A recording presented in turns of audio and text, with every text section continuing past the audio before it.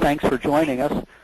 Liz is an independent specifier living and working in the Denver area. And Liz, I think you're working mostly regionally, aren't you? Just in the immediate surrounding area for Denver? Mostly, yes. Okay. And Liz is relatively new to independent specifying, so we thought it might be a good opportunity to let her talk about the experience of starting out as an independent specifier. And this is not grill the specifier day today, so you've got to be nice to Liz. Be nice to Liz. You can pick on Lewis and me. Be nice to Liz. Okay. But we do encourage you to ask questions or offer suggestions if you're out there and you're an independent specifier. We already have a question from the floor. Ron Lincoln says, "Are we signing autographs?" And sure, if you got 50 cents, Ron, you can have my signature. All right. Okay. So with that, also, and for those of you who are really adventurous, two of the other guys from the bluegrass band that I had in Memphis for quite a few years, and I have been rehearsing. We call ourselves Critical Path because we were all architects and all members of CSI at that time. Have been practicing up, and we're going to be playing at the chapter event out on the plaza as you come into the Country Music Hall of Fame for the gala evening. So you get a chance to see me practice Mind Over Mandolin. All right. Sounds great. That'll be worth a photo. Yes, photo ops. Okay. So with that, we'll turn this over to Liz. Liz, guide us through the wonderful world of being an independent specifier. All right. Well, there are pros and cons, a lot of them. So independent specifications consultant, the first word there is independent. There are a lot of great things about being independent. One is I don't have to work on projects I don't want to work on. That's a pro, but the con of that is that I don't always know what's coming up, whether I'll have work in a few months or not, and sometimes that causes anxiety. So hours, Dave and Lewis were joking about hours a few minutes ago. So I get to work on my own time, but the converse of that is that sometimes that's in the middle of the night. So I have young children, they're 8 and 10, and having that flexibility is really valuable for my family. I can pick the kids up at soccer or at school and take them to soccer, but if I do that, I'm going to have to take phone calls while the kids are around or if I'm at soccer practice, and then I often end up working at night. Vacation. I'm sure we've all had the experience of being on a project, maybe it's during construction, scheduled shift, or maybe it's during CDs and scheduled shift, but you've got a vacation planned and you go away and then you dump a ton of stuff in the lap of somebody else in your office. Well, I don't have anyone else in my office, but I don't have to ask if I could go on vacation. I'm my own boss, but sometimes I end up working a lot on vacation because I have even less control over deadlines than I did when I was working as an architect. So, and Liz, so what does your family think about that? Because I just went through this myself. I took my vacation. I don't do this often, but I did manage to get a full week away from the office, and I spent the first 3 days catching up on work that had to be done for deadlines. Yeah. I'm in the doghouse a lot. Nobody's really happy with me when I work on vacation. But Edward Heinens offers the comment, every day is like a working vacation. Not really. Liz, why don't we take a minute and do that first polling question? Oh, yes. Thank you for remembering.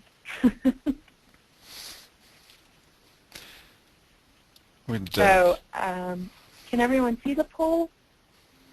Yep, oh, yes. It's open now. Okay. Okay. Just give us a little background as to how many people are presently independent consultants or working in-house. The majority on here so far is in-house specifier, followed about half of that group is solo independent specifiers. Okay.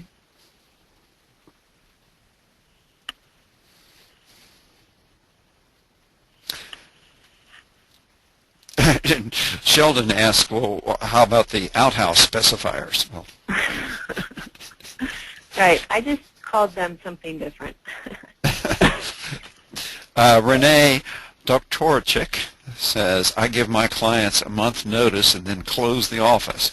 Tell my clients that the electronics are stuck at home, and I've done this for the last 2 years, and it's been well received. Well, you're a brave soul, Renee, and we're glad that that works for you.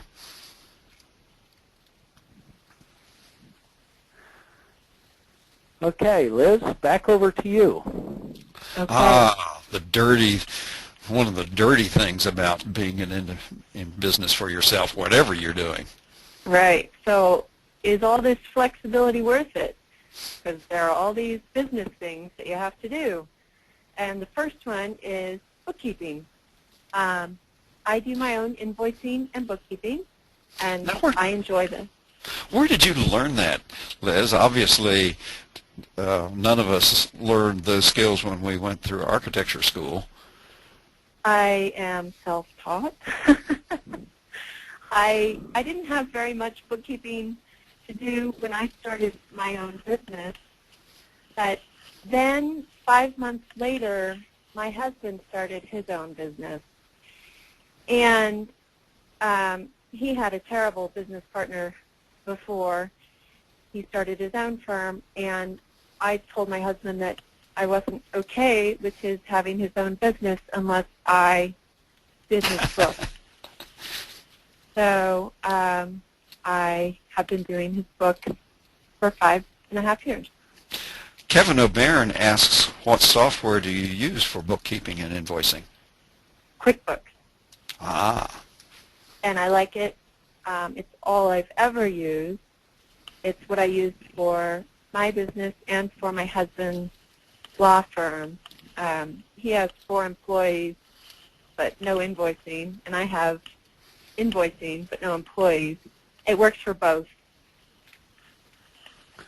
Yeah, we ended up doing QuickBooks just really for the accounting side of it, and we ended up using another program because we like to try to confuse ourselves. So we have QuickBooks for accounting, and we have BillQuick for keeping track of the employee's time and actually doing the billings. Okay. Let's talk about invoicing just a little bit. The guy that I apprenticed to many years ago, that was before they started using the term interns, used to say, Lewis, there are 2 things that really separate the men from the boys, but back in the male-dominated days, forgive me, Liz, is that one is getting work in the first place, and the other one is getting paid for your work after you've done it. And is that an issue with you? I have some school clients, or I have some architect clients who work on schools, and they have to be the slowest payers ever, and it's because the schools are the slowest payers. I've gotten paid for everything I've invoiced for. I have some invoices right now that are 60 days out. That's not something I worry about, but when it's more than that, I start worrying and send lots of statements, and it works out eventually. Of course, it helps being married to a lawyer who can send off a strongly, sternly worded letter on impressive letterhead to True. so that But people find you. It is good to invoice in a timely manner so that you don't forget and so that your clients don't forget. I like to invoice the day after I send in a project. It's kind of a reward. So. Rosa Cheney asks, do you do your taxes too? And if so, do you use Quicken to run your taxes at the end of the year, or does it import data into TurboTax? My taxes have been very complicated for decades because I'm a shareholder in a family business, which is an S corporation. So we now have 4 pass-through entities that we report for on our joint tax return. So I've had an accountant do my personal taxes since I was 20. So I do not do my own taxes. However, I review my tax return after it's prepared, and I let the accountant know about the errors. Well, that is one way to do it, and I would agree with you. I'm trying to deal with the taxes. I find it's easier just to hire somebody to do it, and then, as you do, review what they produce. Yeah, the first year I prepared my own Schedule S and Schedule SE, and then I realized that the accountant redid it, or they had to input it into their software anyway, so now I just send them all the information set up in the format of those tax forms. Yeah. Barbara Larson has a real practical question. She asks, do you invoice after phase submittals or only at the end of the project? I guess like after schematic design or design development. Yes. I invoice after design development and after CDs. And then if we do record documents, I invoice for record documents separately. And Lloyd Miller asks, how do you invoice? By hourly, fee per project, fee per spec section? Well, that is something I'm going to get to in a couple minutes. All right. Well, we'll get on to that one later. Okay. Taxes and regulations. You cannot ignore this stuff. If you're an independent, you have to make sure that you're paying quarterly taxes. If you have an LLC or a corporation, you have to make sure you're keeping up with government registration, all filing requirements that your city might have, that your state does have, and that the federal government has. Are you in a city that has a city income tax? Well, it's a head tax. In Denver, it's called the Occupational Privilege Tax. And it's yeah, I know. It's, for employees, it's $5.75 per person per month. So it's not tied to income. Ah. It's tied to person who does work in the city limits. Or in the county limits, maybe. Okay. It's city and county with the same perimeter. Yeah. So, yeah, that was where the you're first. working. That could be tied to income because, for instance, Philadelphia has a business privilege tax, the same sort of thing. But that one's tied to the dollar amount that you're earning within the city limits. Right, and New York City is famous for theirs. And some municipalities in Maryland are even higher than New York. And those are tied to the income.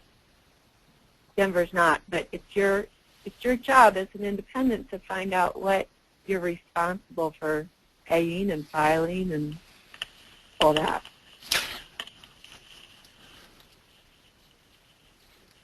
At Construct later this month, I'm going to be leading a panel discussion and a presentation on Business Accounting 101 for Independents. And I'm going to touch on some of these government regulations, tax things, and a lot of bookkeeping things. And if you can't attend but you want the slides, I can send them to you after construct if you just email me. Now, Liz, before you became an independent specifier, were you working for another architectural firm, or did you have a different private business, or what was? I was an architect. I was working as a project architect for an architecture firm until 2003 when I had my first child. And then my plan was to start writing specs 6 months after the baby was born. And I knew a specifications company that I had worked with, and he had approached me at the same time I was thinking about approaching him for work. And so when the baby was 4.5, I started working again. I started working as an independent contractor to this company. And that's how I got my start. So I was an independent contractor for 8 months until they ran out of work to give to their contractors. They had several employees as well as some contractors. And the next day, I got a call from the architecture firm I used to work at, and I had my first job on my own.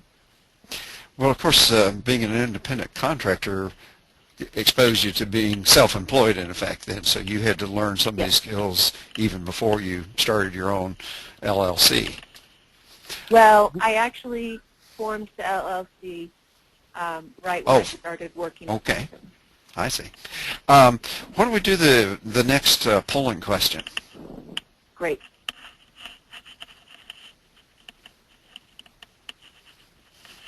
This one is very easy. Yes or no? Don't need to consider this for a long time. Okay. Well, it's about 60-40. Okay. Wait, 60-40. 60 no, 40 yes. So we do have a lot of folks that are in that business. Let's see. Is our next poll question how many people are interested in? Yes. So let's do that one that too. Right now too. Let's do poll number 3. Yeah, because this is one that was more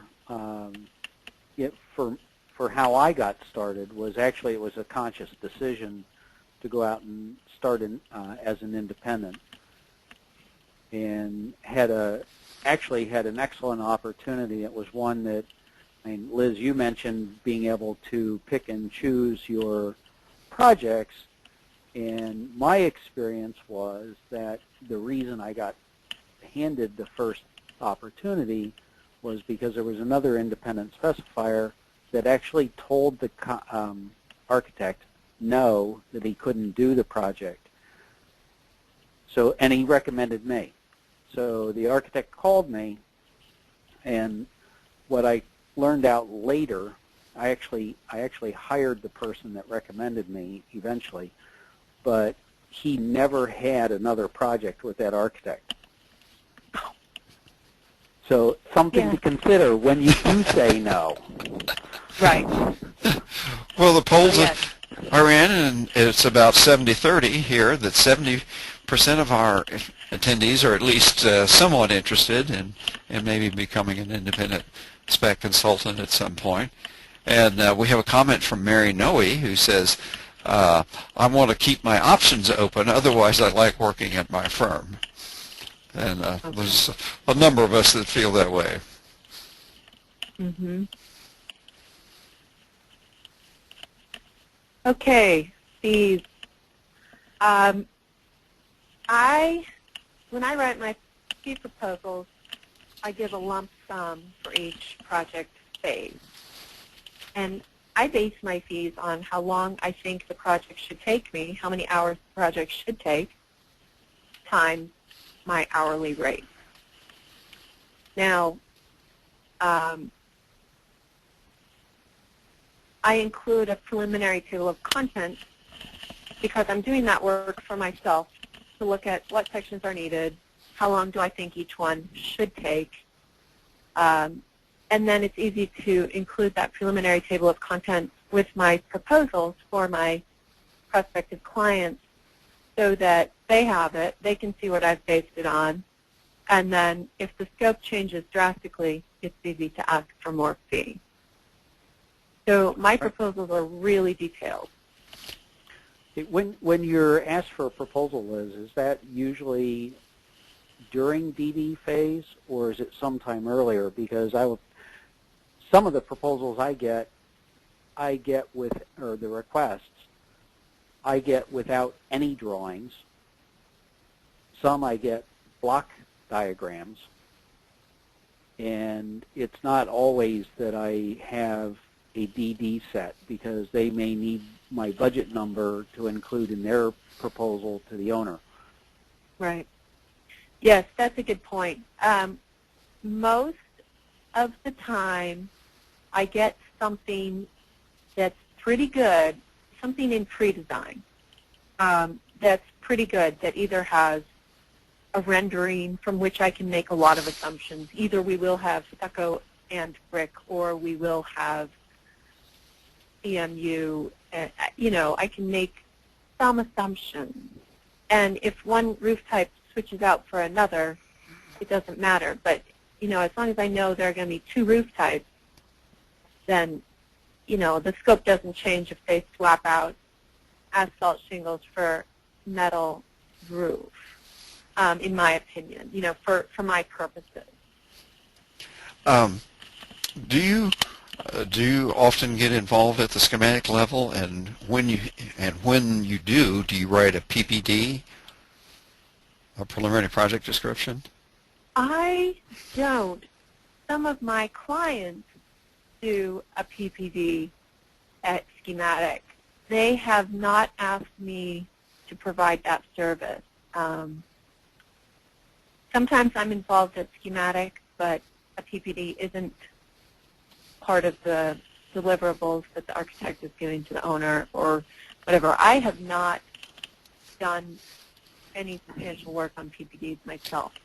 Now, in the DD phase, do you do true outline specs, or do you just make a first pass at a full I do an draft outline spec? spec. I think an outline, in my opinion, an outline spec is pretty easy to produce and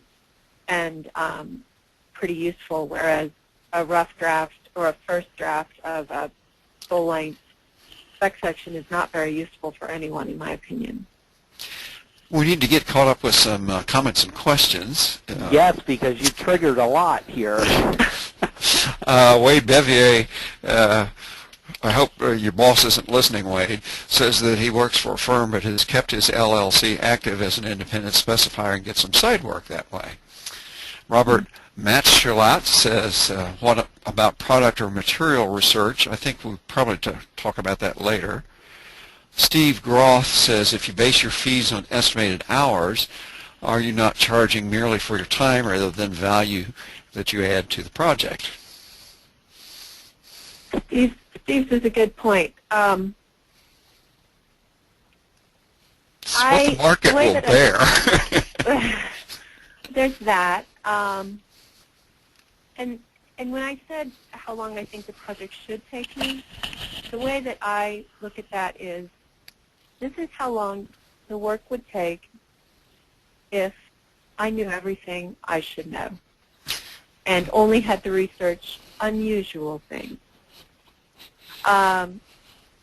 So I feel like I'm still learning a lot. I've only been doing this for 5.5 years.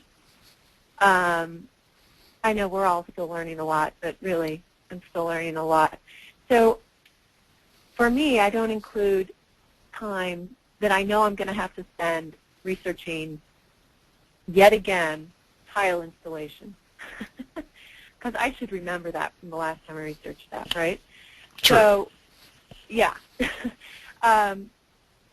So my fee, my hourly fee is based on what a principal here would charge, and I think that has the value. That has enough markup to cover your overhead and profit? Yeah. Okay. Yeah. And that is something I'm continually evaluating, though. It's really hard.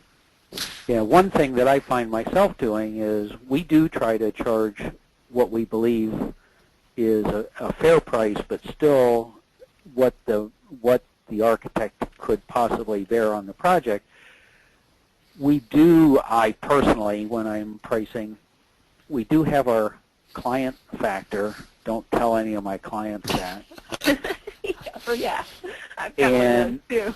And we also have individual factors, because we have some clients that are especially demanding, which really takes an exorbitant amount of time. And then even within a particular firm, you have individuals, project managers or project architects, that are sometimes very difficult, whether they're unorganized or whether they're just a demanding architect. So you have multiple factors bearing on a fee, and sometimes you would love dearly to get that. I don't know about you, Liz. I would love to be in the 2 to 3% of the architect's fee range, but it's rare that we're up at that level. Right. Lynn Jolly from here in Nashville, you will enjoy meeting her when you come to Nashville for the convention, Liz. She's a really sharp young lady that is an independent specifier here, and very pleasant and very knowledgeable. Asks, how often do you find yourself asking for additional fee? Oh, not very often. Maybe one project in 10. Okay. Tommy Smith asks, how do you determine the number of sections up front? Of course, you've explained that a little bit, that you get enough information about the project that you can make a reasonable estimate. Right. And one thing where I never get enough information early on, but where it doesn't really matter is finishes. If there are several different, like if there's carpet, sheet carpet, and carpet tile, and ceramic tile, and vinyl flooring, and vinyl tile, and if there are a bunch of these little finishes, it's okay. I mean, a finishes section isn't going to take me that long.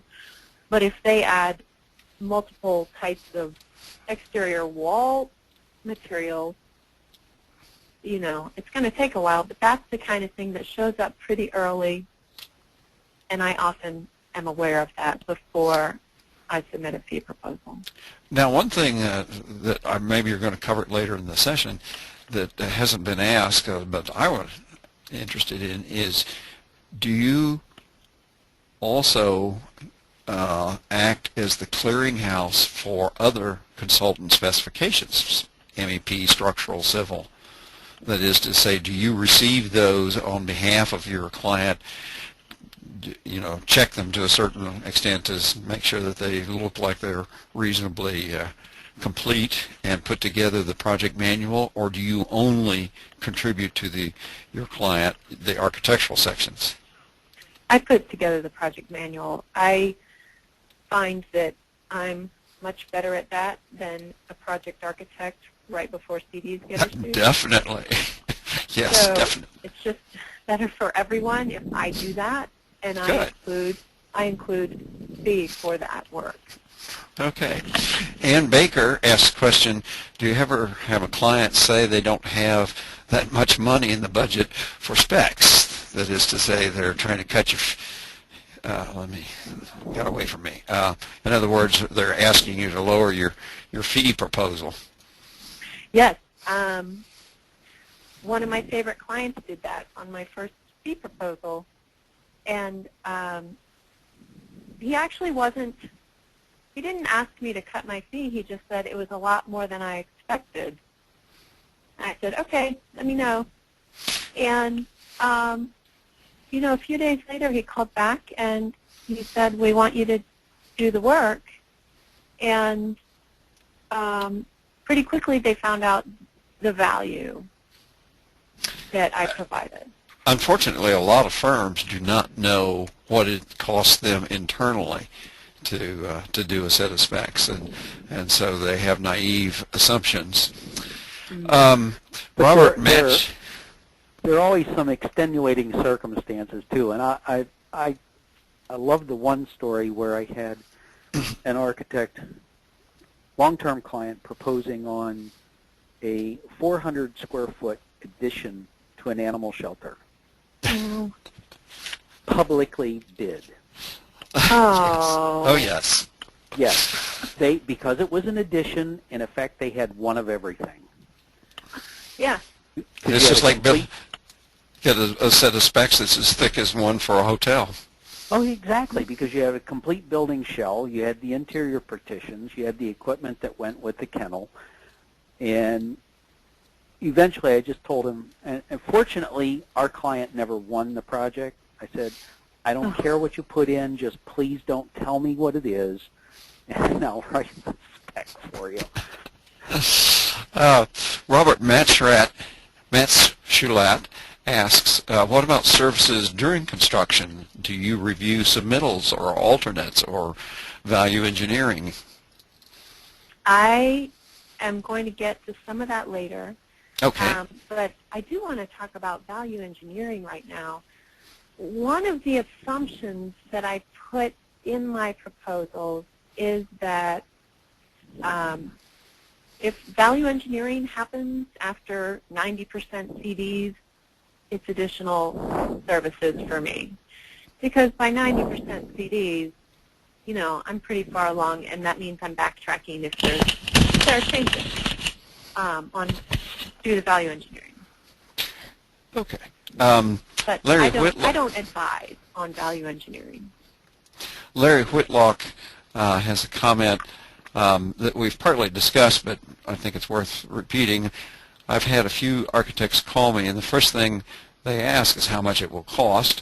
No description of the project. It's always a small project, and they will be issuing CDs for bidding in about 3 weeks.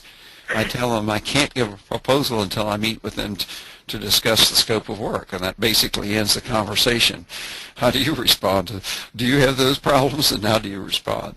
Yeah, I do get those phone calls and emails, and some of my favorite Denver colleagues are here on this webinar, I know, and don't be mad at me, but I put your names in an email and say maybe one of them could help you, but this is a really tight schedule.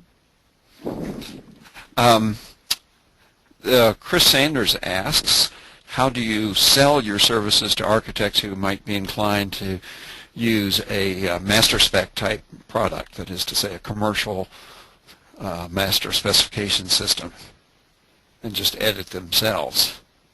I don't do a lot of active marketing. Actually, I don't really do any. So I'm never trying to convince architects not to do that. Okay. They usually come to me after they've tried to do that themselves, and they realize we need somebody who knows how to do this, and that's when they come to me. Yes, and can write a coherent English sentence. Let's see. Lloyd Miller asks, do you use standard agreements with your clients, like AIA agreement forms? I do. I forget the number now. It's 727 or something. It sounds like an airplane. But it's the one, I think, Dave, you use this agreement between architects and consultants for special services or something? That's the one I'm using. Oh, you don't? Somebody does. I typically use a letter proposal, and on occasion our clients will request the AIA form. I want to say it's C141, which is the standard form of agreement between architect and consultant. Right. The difficulty that I have with that is it's written more for someone that is actually producing drawings more so than for someone producing specifications, because there's a lot of information in there relating directly to the drawings. Yeah. The special services agreement, it does seem more appropriate. I think it was Steve Gross who first set me in that direction. And that's what I've been using lately.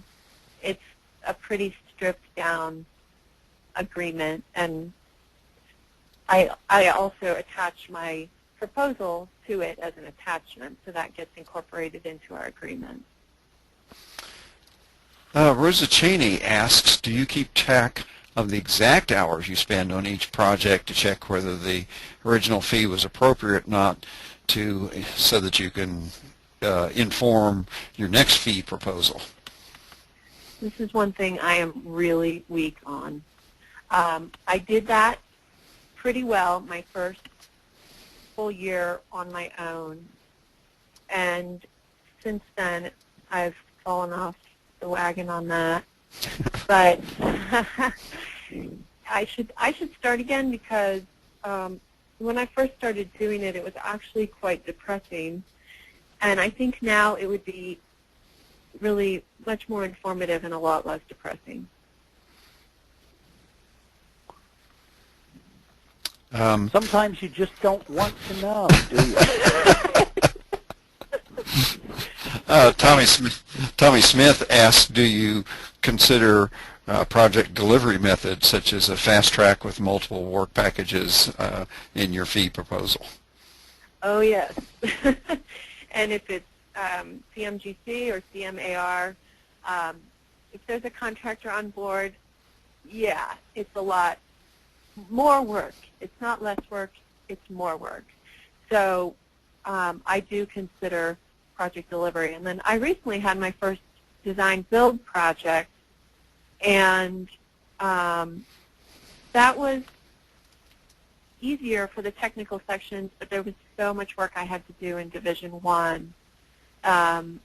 Anyway, I think I nailed that fee proposal. I think I got it just right.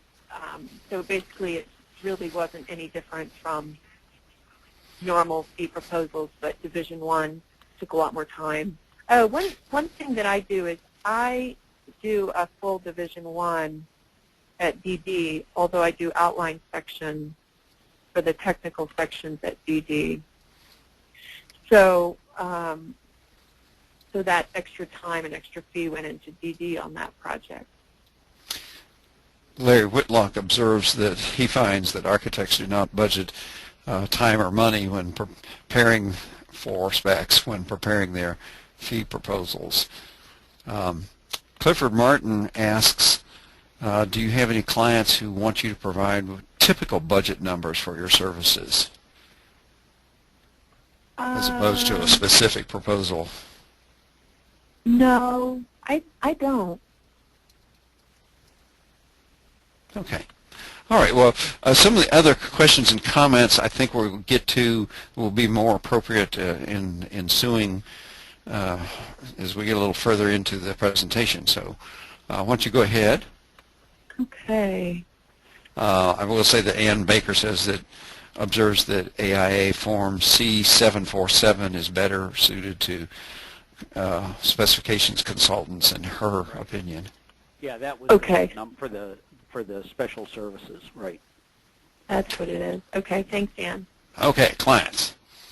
Okay, so I get work from former bosses, former coworkers, people that clients refer me to, people who find me online, and people who find me through CSI.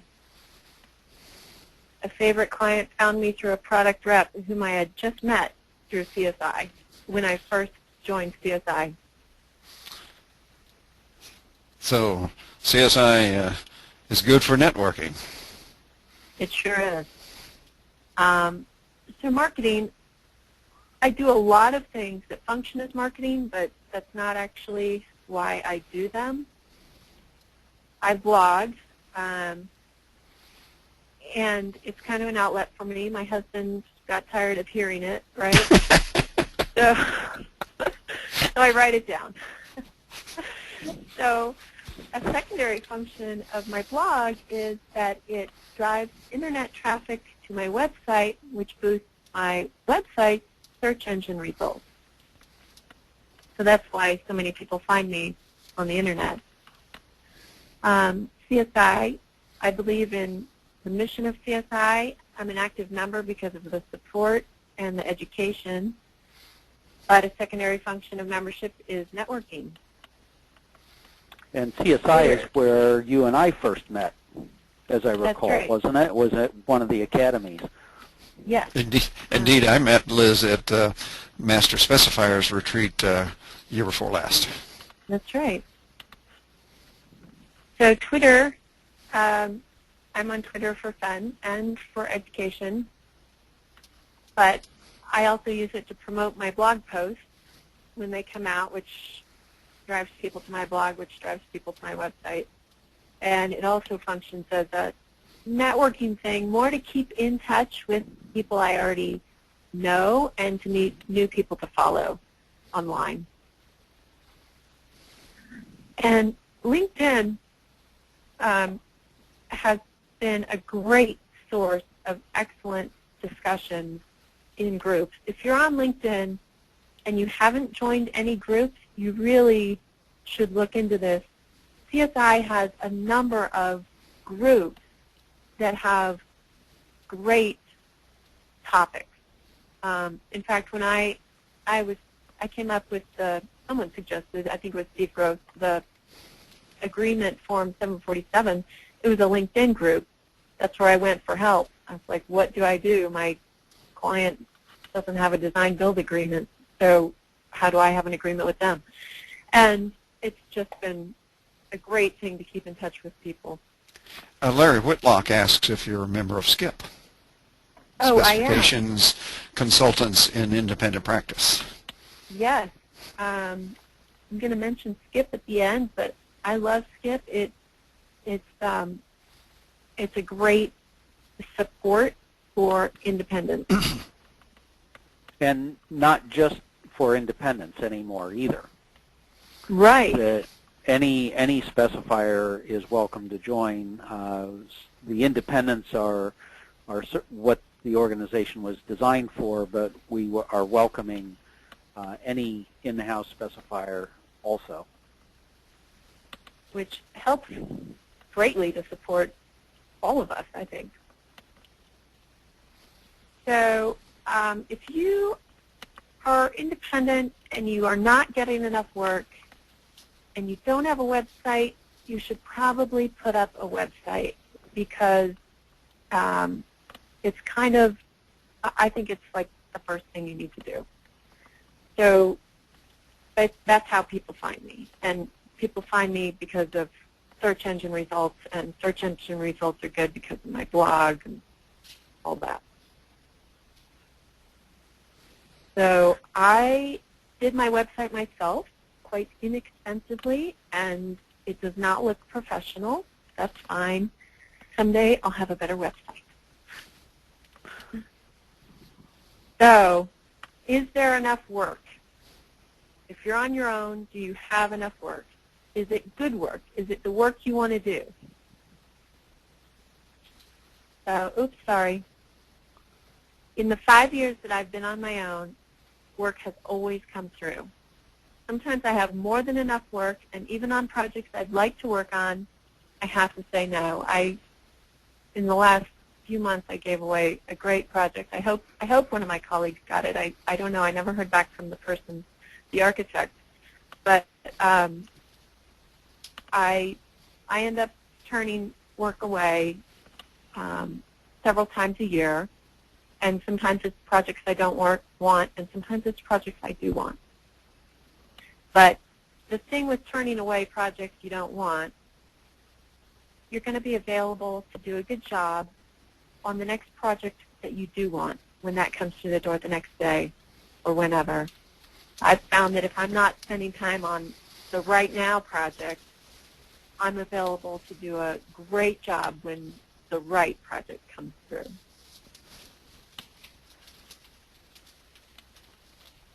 So how do specifiers effectively collaborate with the rest of the design team? Yes, we've had several questions about that, and so tell us how your basic approach. I feel like I miss out on a lot because the architecture firm is where a lot of collaboration takes place. I could learn from others. I could provide more benefit if I were in on project meetings and informal discussions. So there are things that we're both missing out on. But some problems are I'm the last person to find out about a moving deadline or a change in scope. Do you ever get invited to meetings with the architect's client? Yes. It's rare. It's happened twice, I guess, that I was invited, and I went both times. It's valuable to be given that opportunity. It's a hard thing to say whether you should press for that or not, especially, because we're consultants. But I think it's valuable when I'm obviously wanted and am invited. So I always show up when that happens, which has only been twice. Hey, Liz, I'd like to ask if you've considered trying to work directly for owners. I have considered that, and I don't know how I would do that. But do you have thoughts? Well, we have done on occasion work directly for owners. We actually were writing all project specs for one fitness club, and that seemed to work out well for everybody, at least while we were still friends. And I am actually trying to promote that for ourselves, because I think that looking at the overall project, it's the specifier that's controlling the project quality. And if you have especially an institutional owner that wants to maintain consistent quality over many of their construction projects, hiring a specifier directly makes a lot of sense. Yes, I agree. Yeah, David, have you ever done a set of master specifications for an owner client? For an owner client, yes. Yeah. And we actually write some masters for architectural clients also and maintain them for them. So I do manage to do a little collaboration and a little help during construction. I tell my clients to pass on submittals that aren't making sense to me after they've reviewed them. I tell them that I will reject an improperly prepared submittal, but I'm happy to review something that they're just not sure about.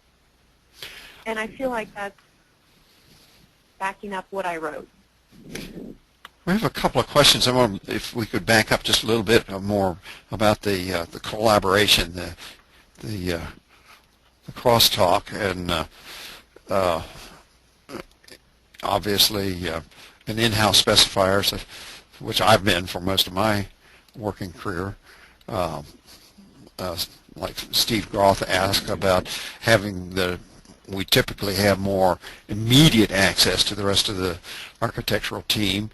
Do you just, call people up? Do you go into the office? Larry Whitlock says that he's offered to actually work in the architect's office a day or two a week, but nobody's taking him up on it. Do you have weekly meetings, or how do you do that communication to get the information that you need, decisions? I rely a lot on email. With some of my clients, I have a meeting every phase, so usually 2 meetings, sometimes two meetings during CDs and 1 meeting during DDs. I rely on their drawings. I review their drawings heavily and then ask a lot of questions after I get the drawings. I like to do that in a meeting, but email is also fine with me, because then I can find what I asked and what they answered without having to search through papers.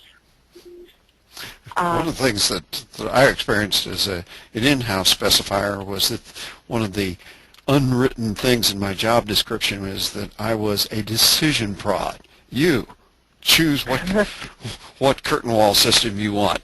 shoes today. I need it now. That's great. That's really Unfortunately, great. we've had Did some you wear great steel-toed shoes, and did your other colleagues have black and blue shins? ankles, actually. Ankles, okay. Yes, yeah. Yeah, somebody asked me why I always talk about kicking somebody in the ankle. I say, well, it's really hard to kick somebody in the fundament when they're sitting down, so I go after the ankles. Okay. Hey, Unfortunately, Liz, I just wanted to, we're coming up on the hour here, so Liz, I don't know if there's something that you want to make sure that you cover that we haven't gotten to yet. If not, there's at least one question that I'd like to pose to you. Go ahead. Well, Mary Noe and a couple of others ask about when you're looking at drawings and you see issues that may be handicapped accessibility, maybe technical issues, how do you handle those with the project team that you think that they've made a goof?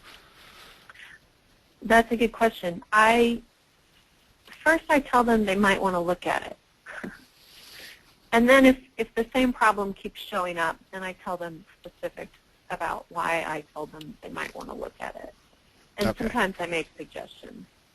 And one more question that we've had from two or three folks, James Roberts and others, is about professional liability insurance. Do you have it? Do you think it's essential, or do you have clients that require it?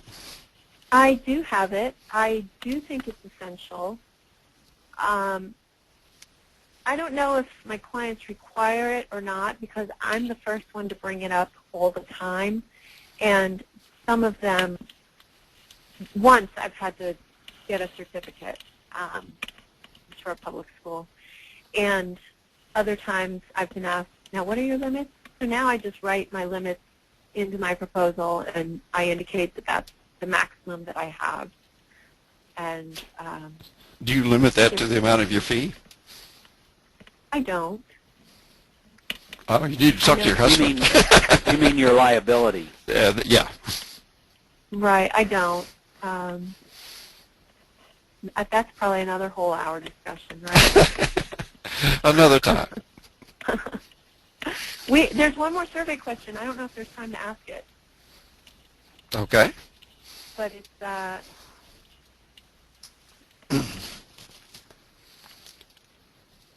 Oh, this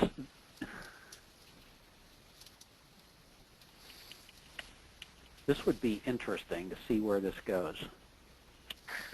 yeah, I didn't want it to get lost. Yeah, obviously we're not going to have quite as many people vote for it, but you're right. And it's running neck and neck almost. Yeah, nearly tied. 45-55. Which one is 55? It's the out of house. Oh, okay. There's a slight preference for out of house. For Sheldon's outhouse or specifiers. Well, Liz, thanks so much for joining us today. And I know from the audience reaction that you've stimulated a lot of thought and a lot of both questions and comments, and people are thinking about what you had to share. And you know, I've certainly thought about this from time to time, and if I had a spouse that was also working, I might have tried it at one point, but I've always been a single income. We've always been a single income family, so I never got a war chest big enough to leap out on my own. But I have nothing but admiration and respect for the people who do that, and I believe that's a great service and a great business opportunity for many people. So thank you again, and we look forward to seeing you and all of our attendees at the convention here in a couple of weeks. Okay, with that, thanks very much, everyone. We enjoyed having you here today.